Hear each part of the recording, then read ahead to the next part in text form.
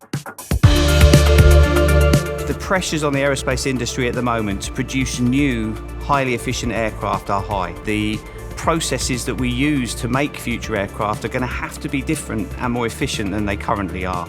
So Compass will be a large-scale composite manufacturing facility that's housed inside a research organisation that will allow the AMRC to collect industrial, relevant and scalable data for future research. Compass is providing equipment that large companies or small companies can use to develop components that are at a scale never before seen with this level of automation and an accuracy never before seen at this scale in composites. So the first research program will be with Boeing in partnership with Spirit Aerosystems and Loop Technologies, where we'll be developing high-rate sustainable composite structures for aerospace.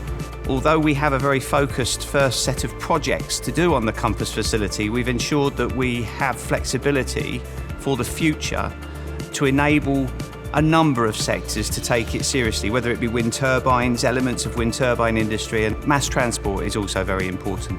This facility will be unique to position the UK in a front lead for large-scale, high-rate composite structures and further enhance the UK position as a superpower for advanced manufacturing. I'm incredibly proud that this research is happening in South Yorkshire and therefore the UK.